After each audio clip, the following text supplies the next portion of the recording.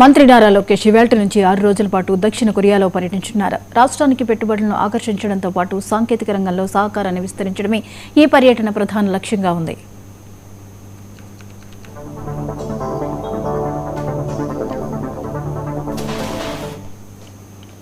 ఏపీలో పెట్టుబడుల సాధనకు ప్రభుత్వం చేపడుతున్న ప్రయత్నాల్లో భాగంగా మంత్రి నారా లోకేష్ పర్యటన సాగనుంది. ఈ పర్యటనలో కొరియా ప్రభుత్వ మంత్రులు ఉన్నతాధికారులతో సమావేశమై పారిశ్రామిక అభివృద్ధి, సాంకేతిక సహకారం, నైపుణ్యాభివృద్ధి అంశాలపై చర్చించనున్నారు. అలాగే ప్రముఖ టెక్నాలజీ, ఎలక్ట్రానిక్స్ తయారీ రంగ సంస్థల ప్రతినిధులతో భేటీ కానున్నారు. పెట్టుబడులకు ఉన్న అవకాశాలు, ప్రభుత్వం అందిస్తున్న ప్రోత్సాహకాలు, పారిశ్రామిక విధానాలను వారికి వివరించనున్నారు.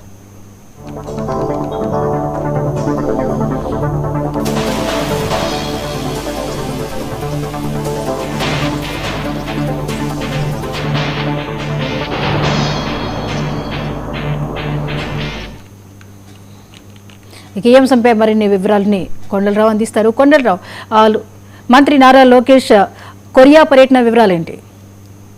గుడ్ మార్నింగ్ జ్యోతి. దక్షిణ కొరియా ప్రభుత్వ ఆహ్వానం మేరకు రాష్ట్ర విద్యా ఐటీ శాఖ మంత్రి నారా లోకేష్ ఆ దేశంలో నేటి నుండి కూడా ఈ నెల 11 వరకు కూడా పర్యటించనున్నారు.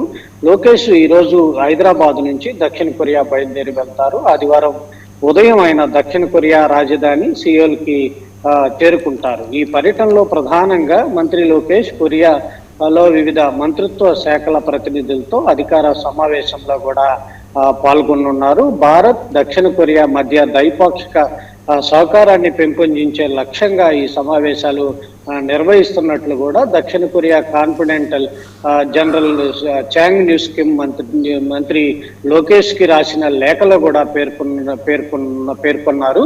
ఆదివారం దక్షిణ కొరియా రాజధాని సియోల్లో ఇండియా డయాస్పోరా ఆత్మీయ సమావేశంలో మంత్రి లోకేష్ పాల్గొంటారు. 6న దక్షిణ కొరియా టెక్ స్టార్టప్ సంస్థల ప్రతినిధులతో కూడా రౌండ్ టేబుల్ సమావేశం, వివిధ కంపెనీ పెట్టుబడి చర్చల్లో కూడా మంత్రి లోకేష్ పాల్గొనున్నారు. అనంతరం ఆసింగ్ భారీ పరిశ్రమల సంఘం అధ్యక్షుడు టికోసి ఎకోటా, సియోల్ సెమీ కండక్టర్ నైస్ ప్రెసిడెంట్ హాటింగ్ లీతో భేటీ అవుతారు. ఈ నెల 7న ఎల్టీకెమ్ గ్లోబల్ స్ట్రాటజీ సెంటర్ ప్రెసిడెంట్, ఎల్డి ఓవర్సీప్ కంపెనీ యాడెస్ జోకల్తో ఎల్టీ టవర్స్ ఏర్పాటు చేసినటువంటి విందు సమావేశంలో కూడా మంత్రి లోకేష్ పాల్గొనున్నారు. 8న కొరియన్ మెరైన్ ఎక్విప్మెంట్ అసోసియేషన్ ప్రతినిధులతో కూడా రౌండ్ టేబుల్లో సమావేశంలో కూడా మంత్రి లోకేష్ పాల్గొంటారు. ఇక 9వ తారీఖు ఆ దేశ రాజకీయ వ్యవహారాలు డిప్యూటీ మంత్రి ఎవరైతే ఉన్నారో మిస్యూ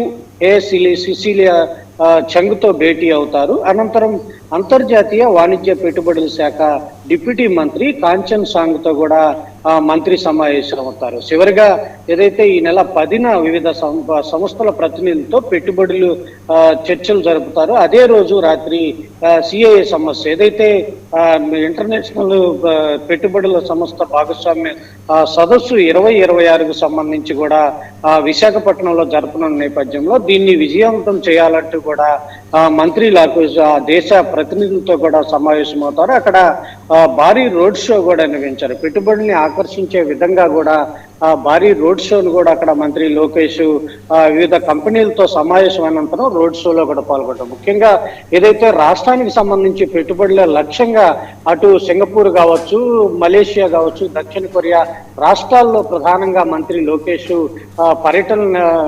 పర్యటించి అక్కడ పెట్టుబడులను ఆకర్షించే విధంగా ఆంధ్రప్రదేశ్ రాష్ట్రంలో పెట్టుబడులను ఆకర్షించే విధంగా కూడా ఈ పర్యటనలు అయితే సాగనున్నాయి. జ్యోతి, రైట్, థ్యాంక్ యూ.